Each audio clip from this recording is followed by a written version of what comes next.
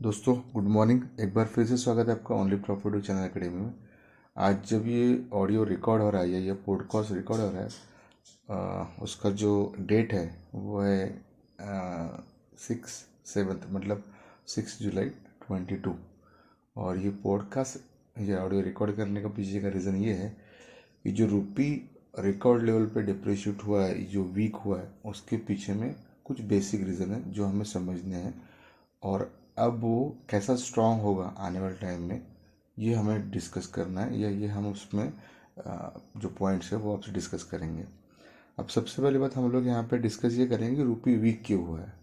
रुपी week इसलिए हुआ है क्योंकि यूक्रेन और रशिया वॉर के बाद में, या फिर जिस तरह से अभी इन्फ्लेशन बढ़ा, वो हिसाब से फेड ने मतलब अमेरिकन रिजर्व बैंक ने इंटरेस्ट रेट हाइक करने के लिए स्टार्ट किया, जो कि ऑलमोस्ट ज़ीरो थे, क्योंकि कोविड में सारे इंटरेस्ट रेट ज़ीरो रख रहे थे। अब जैसी इंटरेस्ट रेट हाइक करना शुरू किया तो जितना भी इमर्जिंग मार्केट में पैसा था, जो कि 0% वहाँ पे इंटरेस्ट था, तो वो सारा का सारा पैसा इमर्जिंग मार्केट मतलब इंडिया हो गया, चाइना, इस तरह के कंट्रीज़ में आया और यहाँ पे पैसा इन्वेस्ट हुआ और यहाँ पे वो प्रॉफिट बना, उन्होंने प्रॉफिट बनाया। मार्केट उनका पैसा है और उसका मार्केट ऊपर गया। और मार्केट ऊपर भी तब गया, उन्होंने 8,000 की निफ्टी, 8,500 की निफ्टी में उन्होंने सेल किया था और 12,000 में उन्होंने बाय करना स्टार्ट किया था, और 12,500 का निफ्टी 18,000 गया हुआ था। तो अब वो प्रॉफिट में थे और सेंट्रल बैंक ने हाइक कर दिया। और यूक्रेन रशिया का क्राइसिस के कारण पेट्रोल प्राइसेस या क्रूड ऑयल जंप करेगा। तो क्रूड ऑयल जंप करना ये इंडिया के लिए सबसे बड़ा एक एनर्जी इशू है, क्योंकि हम लोग की सारी इकोनॉमी एनर्जी बेस है, क्रूड बेस है। अब ये क्रूड बेस इकोनॉमी है और सेंट्रल बैंक हाइक कर रहा है।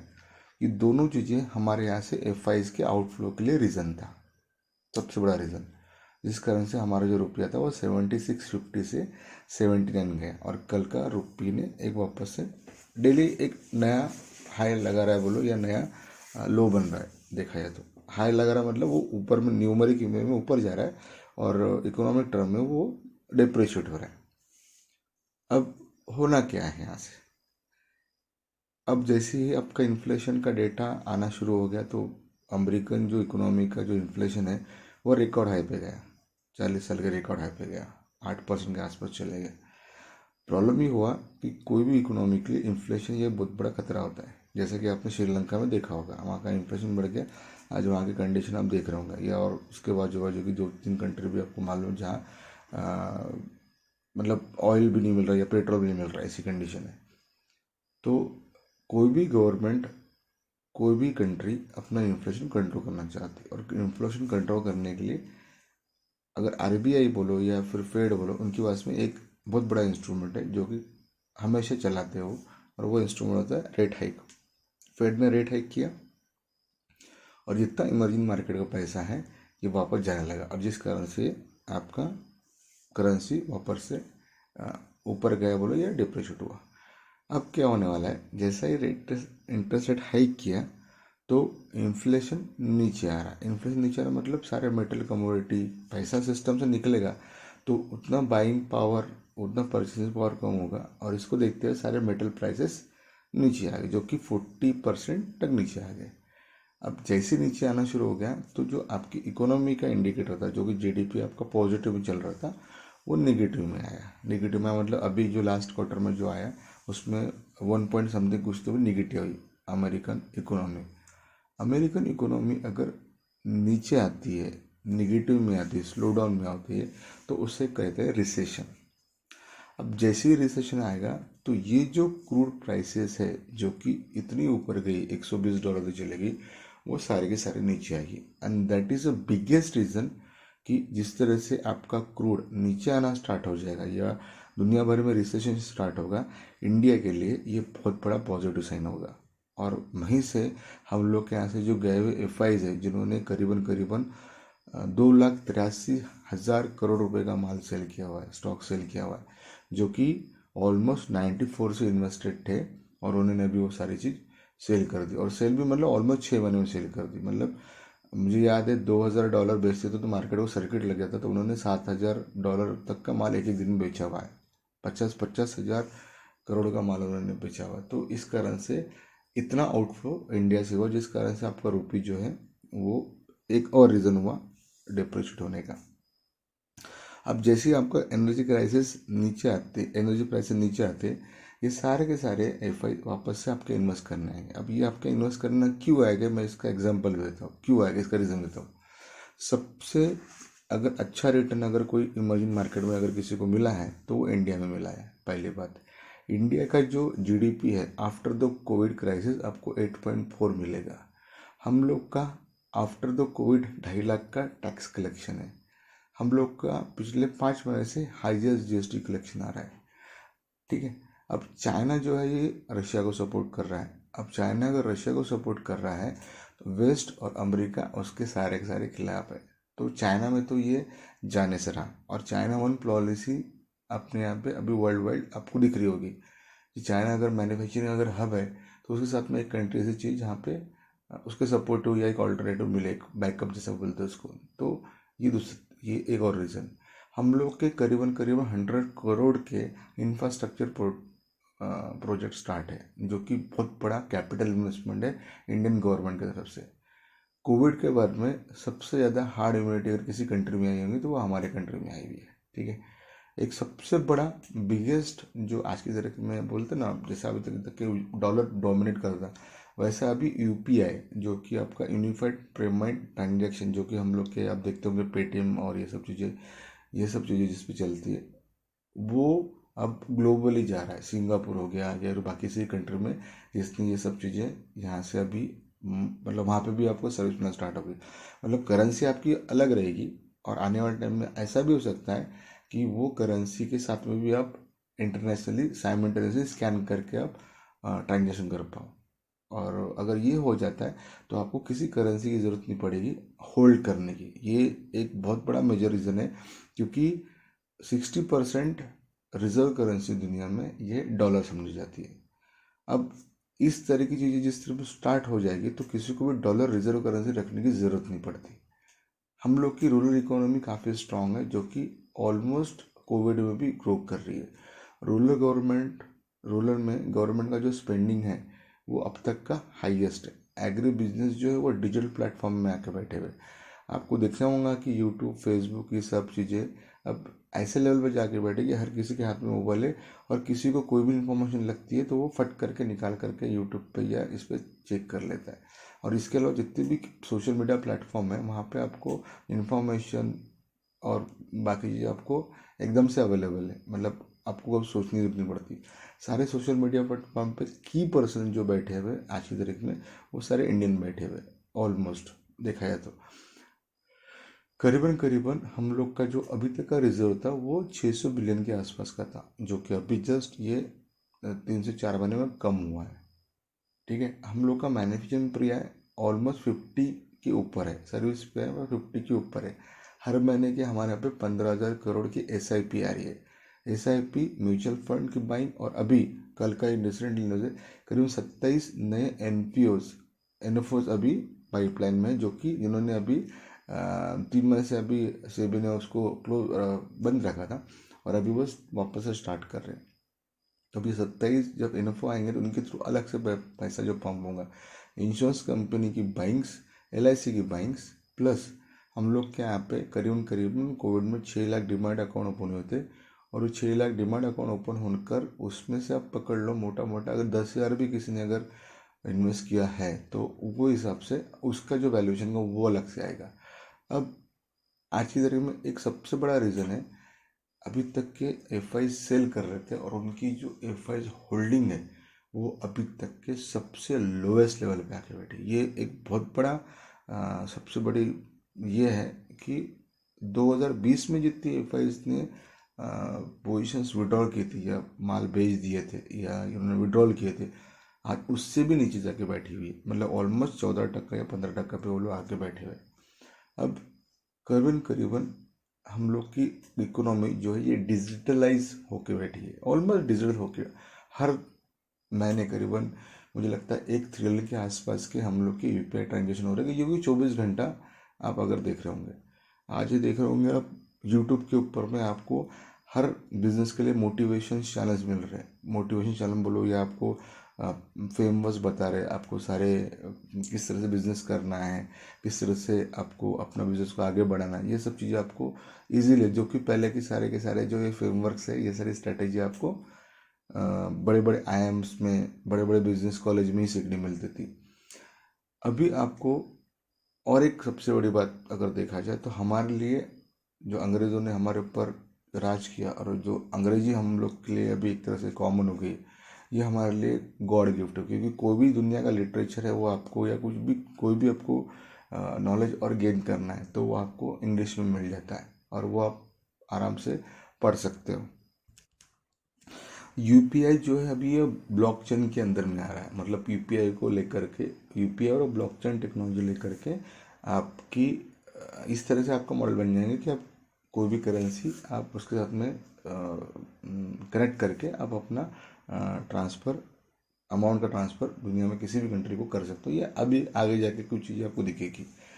अब अभी हम अगर अभी देखें कि अगर हम लोग के डिफेंस के मामले में हमारा क्या स्टेटस है, क्योंकि जब इन्वेस्टमेंट अगर आता है तो वो सारी चीज़ें देखी जाती है, वहाँ की गवर्नमेंट, वहाँ की पॉलिसीज़, वहाँ का डिफेंस इंफ्रास्ट्रक्चर कैसा है, वो कितनी सेफ कंट्री है।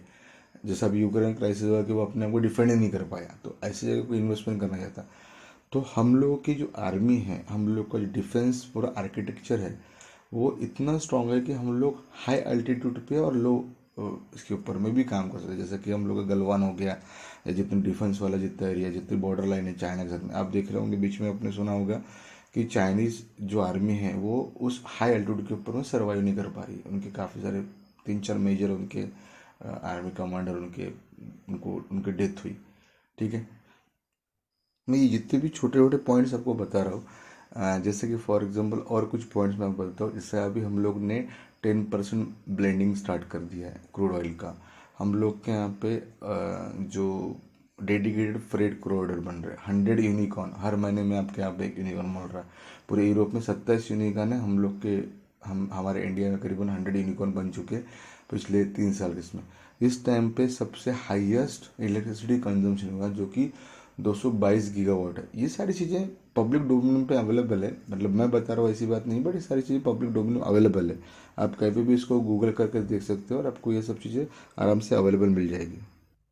हम लोग जो एक्सपोर्ट था अभी तक का, अब हम लोग अपने मेन टॉपिक पर आते हैं कि हम लोग की करेंसी अब कैसे स्ट्रांग होंगी। ये सारी चीज़ें थी जिस कारण से जो एफ आपके यहाँ से गए थे वो वापस आएंगे, और वापस से उनका जो इन्वेस्टमेंट आएगा तो आपका जो डॉलर जो आपका स्ट्रांग हुआ है वो, या फिर रुपया आपका जो वीक है वो स्ट्रांग हो जाएगा। अब एक्सपोर्ट जो है हम लोग क्या है कि अभी तक की हाईएस्ट एवर एक्सपोर्ट है। अगर आप देखोगे तो एग्री एक्सपोर्ट अभी तक के 50 बिलियन के आसपास जा चुका है, जो कि हाईएस्ट 2022 में पहली बार ये हुआ है।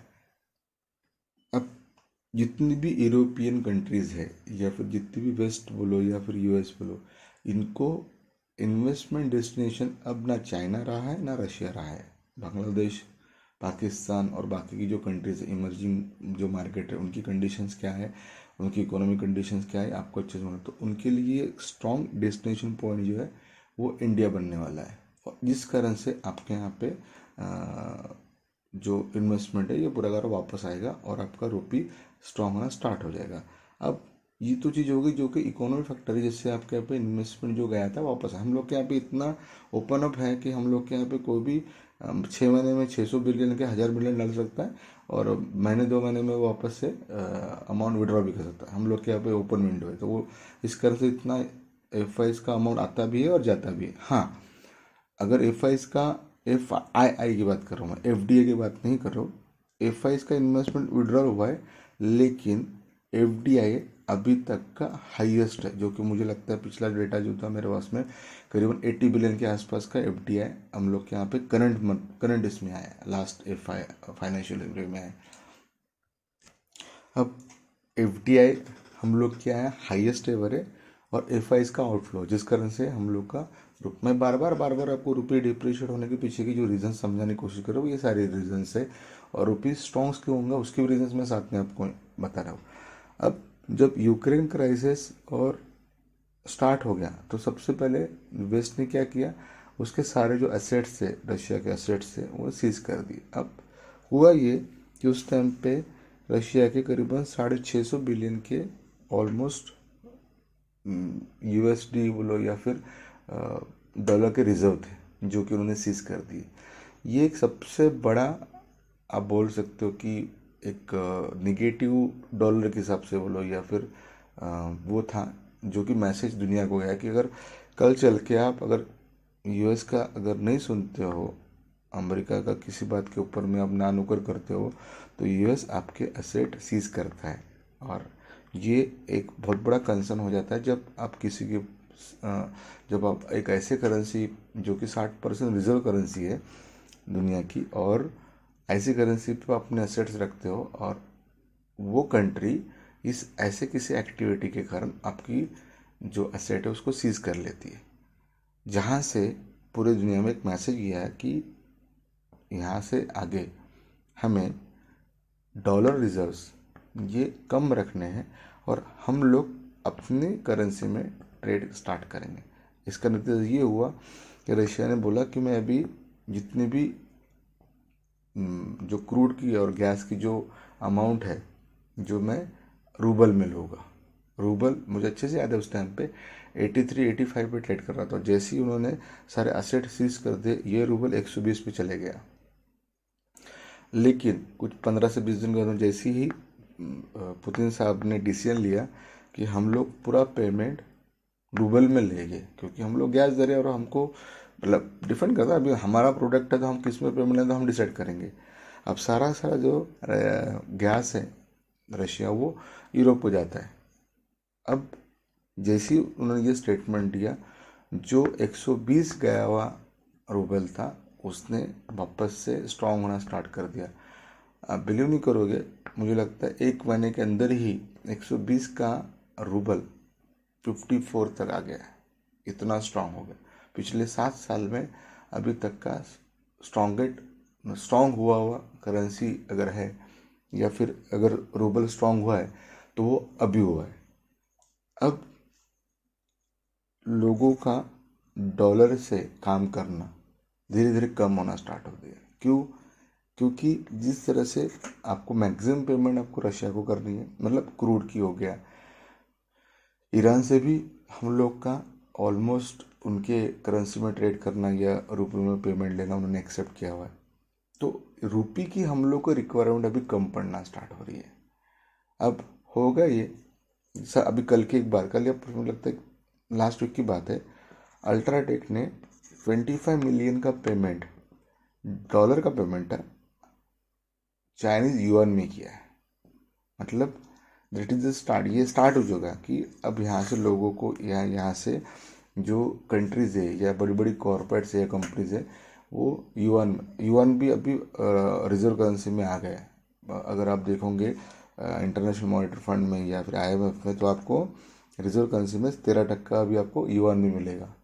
तो यहाँ से ये ट्रेंड चेंज हो रहा है।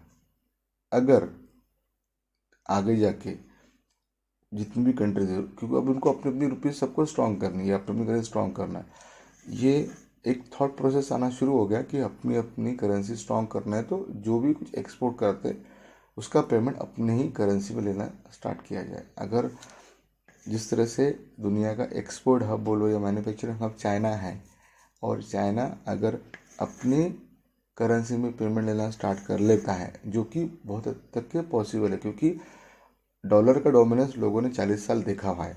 तो इस चीज़ को चाइना अच्छे से समझता है। वो इस डोमिनेंस को करने के लिए इस तरीके का स्टेप कभी भी उठा सकता है। अब होता क्या है, जब आप एक्सपोर्ट करते हो तो आपको डॉलर आते हैं, और ये डॉलर जब आते हैं आपके पास में, तो ये डॉलर अमेरिकन गवर्नमेंट आपसे यूएस ट्रेजरी के रूप में वापस से ले लेती है। मतलब अगर आपका 600 बिलियन का रिजर्व है, तो उसमें कि 400 बिलियन आपके यूएस ट्रेजरी में पड़ा हुआ है, और उसके ऊपर आपको 2% वो इंटरेस्ट पे करते हैं। अब प्रॉब्लम यहाँ से स्टार्ट होती है, जहाँ से आपका डॉलर कोलैप्स होने के चांसेस ज़्यादा है। आज तक हो रहा ये था कि आप एक्सपोर्ट करो, और डॉलर अगर आता है आपके पास में, तो वो रिजर्व करेंसी बोल करके आप वापस से अमेरिका को वापस कर दो, वो आपको 2% उसके ऊपर बैच देगा। अब गवर्नमेंट को तो भैया डॉलर भी मिल रहा है, हम लोग का रिजर्व भी रह रहा है और उसके ऊपर हम लोग को मतलब इंटरेस्ट भी मिल रहा है। तो ये सारा का सारा ट्रेंड चल रहा है। अब जैसे ही रशिया ने ये यूक्रेन क्राइसिस करके ये रूपी रूबल वाला काम शुरू कर दिया, रूपी रूबल वाला काम शुरू कर दिया, ये एक बहुत बड़ा, एक बोलते ना, कील साबित होने वाली है ये डॉलर डोमिनेंस के अंदर में। अब होगा क्या, जिस तरह से अभी तक के आप डॉलर लेते थे, जिस टाइम पे ये डॉलर का रिक्वायरमेंट कम होना स्टार्ट हो जाएगा, तो लोगों का वहाँ पे जो रखा हुआ फॉरेक्स रिजर्व है या वहाँ पे रखा हुआ अमाउंट है, उसके ऊपर का भी लोगों का इम्पोर्टेंस कम होना स्टार्ट हो जाएगा या फिर वहाँ पे रखना कम हो जाएगा। अभी अगर आप देखो तो ये ट्रेजरी, यूएस ट्रेजरी और इसका जो डेप्थ है, ये यूएस का और चाइना का मिला के 305% है। हम लोग जीडीपी की निकालते, जिस तरह से जीडीपी का 1.5% निकालते हैं ना, कुछ 3%, 4%, 6%, तो इनका 305%। 2008 से इन्होंने सिर्फ प्रिंट किया हुआ है डॉलर और बांटा है, मतलब कोई भी तो उन्होंने लोगों के अकाउंट में हजार हजार डॉलर हर महीने डाले हुए। अब इतना पैसा आप अनाप शनाप बांटोगे तो इस तरह की इन्फ्लेशन तो आएगा ही आएगा। प्लस अब ये एक इशू और क्रिएट होगा कि लोग जब डॉलर में ट्रेड कम करेंगे या डॉलर में काम कम करेंगे तो आपकी, बट ऑब्वियस है कि डॉलर की डिमांड वैसे भी कम होगी, और डिमांड सप्लाई का रेशियो जहाँ काम करता है, अगर डिमांड अगर आपकी कम होगी तो प्राइस उसके नीचे आ जाती है। अब यहाँ पर ये जो 4-5 फैक्टर है वो एक साथ काम करना स्टार्ट कर दी, लोगों ने डॉलर का इम्पोर्टेंस कम हो गया, लोग डॉलर के बजाय किसी और करेंसी में, अपने करेंसी में काम कर रहे। कंट्रीज़ को मालूम पड़ेगा 650 बिलियन रशिया के उन्होंने अगर सीज कर लिया तो कल चल के हम लोग यूएस के अगेंस्ट में कुछ भी एक्शन करते तो प्रॉब्लम कर सकते, ये लोग हमारे रिजर्व सीज कर सकते।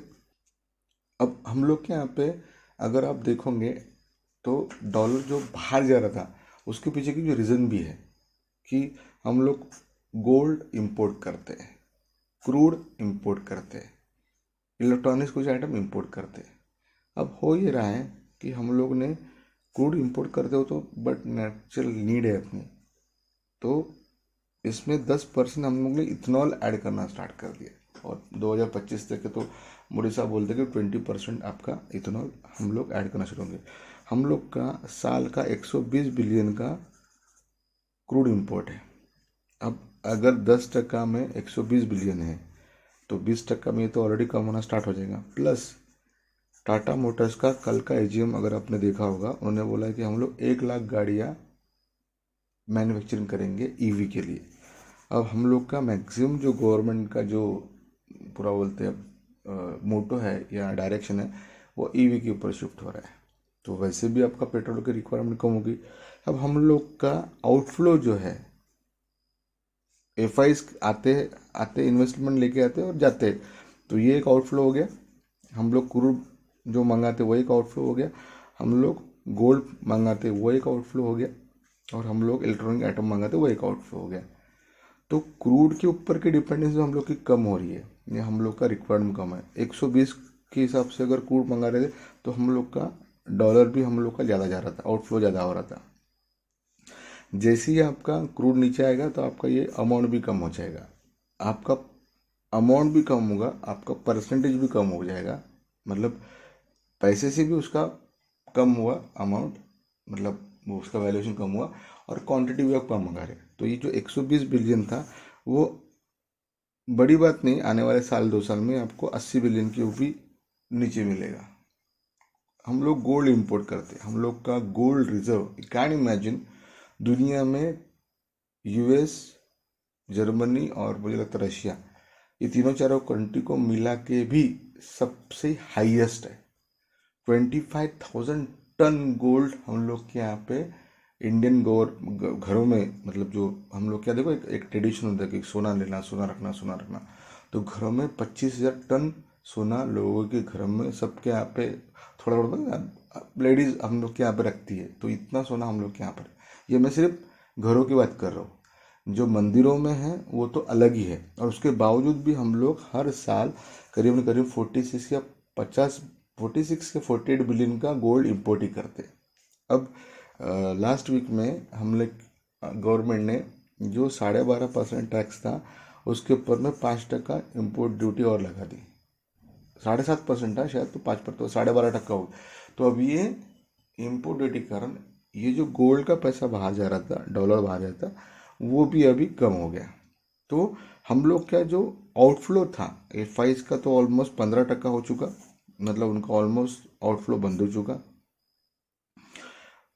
क्रूड का हम लोग इंपोर्ट कॉस्ट भी कम कर रहे हैं और क्वांटिटी भी कम होने वाली है, प्लस रिसेशन है बराबर, तो प्राइस भी और डाउन हो जाएगी, कम भी कर रहे और रेट का फ्लक्चुएशन है।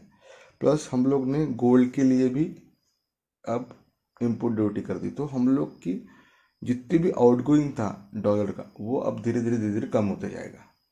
अब आपके यहाँ पे अगर डॉलर का आउटगोइंग ही नहीं है तो सिर्फ इनकमिंग है। अब इनकमिंग आपके पास में है तो जो प्राइस आज को 79 दिख रही है, ये बड़ी बात नहीं, आपको आने वाले कुछ टाइम में आपको ये 70 और 70 के नीचे भी मिलेगी, जो कि आज तक के पिछले 30 से 40 साल में नहीं हुआ है। अभी तक के जो डॉलर है ये सिर्फ अपवर्ड गया हुआ है, डाउनवर्ड कभी नहीं आया है। तो मुझे लगता है कि जब 2014 में गवर्नमेंट चेंज हुआ था, उसके 2013 या समथिंग के आसपास में जब यूपीआई गवर्नमेंट जा रही थी तो 58 था डॉलर, मुझे अच्छे से याद है 55 या 58 था।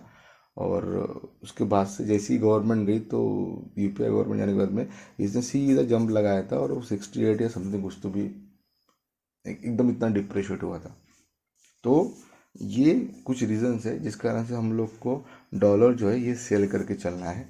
और अभी तो 79 है, नहीं तो थोड़ा 50 पैसे या कुछ होता है ऊपर नीचे, तो भी पोजीशन सबको कैरी करनी है। आप ध्यान रखें कि ये पोजीशन कैरी करने के लिए आपको अमाउंट मेंटेन करना पड़ेगा और आपको इसमें अब तक के सबसे अच्छे रिटर्न मिलेंगे, और रिटर्न आपको श्योर मिलेंगे क्योंकि उसके पीछे ये सारे फैक्टर्स कहीं ना कहीं साथ में आ रहे। तो यही कुछ रीज़न था जिस कारण से आपको डॉलर जो है ये यहाँ से अगर ऊपर भी मिलता है तो आप अपनी सेल की पोजीशंस या सेल जो है आप होल्ड करें। सेल करने में आपको 3000 की मार्जिन लगती है, लेकिन जो 1 रुपया अगर 50 पैसे नीचे ऊपर होता है उसका हमको M2M भी पे करना पड़ता है, तो उतना पैसा आपको अपने अकाउंट में रखना पड़ेगा। और ये आपको नीचे भी मिलने के पीछे में ये कुछ सारा इकोनॉमिक और सारा जो कुछ हुआ पिछले 6 महीने का, जो पूरा जियोपॉलिटिकल इकोनॉमिकल सारा जो ट्रांजेक्शन जो कुछ हुआ उस कारण से आपको ये नीचे मिलेगा। तो मुझे लगता है कि काफ़ी ज़्यादा हो गया, लेकिन ये कुछ रीजंस थे जिसको लेकर के आपने इसको पोजीशन आपकी होल्ड करनी चाहिए या फिर आपने उसको और मेंटेन करनी चाहिए या और बढ़ानी चाहिए। Okay, so thank you. और इस तरह के कुछ भी अगर आपको इंफॉर्मेशन लगी तो प्लीज़ चैनल को सब्सक्राइब करें या पॉडकास्ट को ज्वाइन करें। हम डेफिनेटली उसमें हमारे व्यूज़ और हमारा जो एस्पेक्ट है, हम लोग जो जिस तरह से सोचते हैं या जो दिखता है हमें, वो हमें आप यहाँ पर रखेंगे। आपको कोई भी डिसीजन लेने के पहले अपने इन्वेस्टमेंट एडवाइज़र से एक बार कंसल्ट कर ले। ज़रूरी नहीं कि हमारे बोलने के ऊपर ही आप ऑर्डर लें और उसके बाद में आप उसके ऊपर ट्रेड करें। Thank you, take care, bye.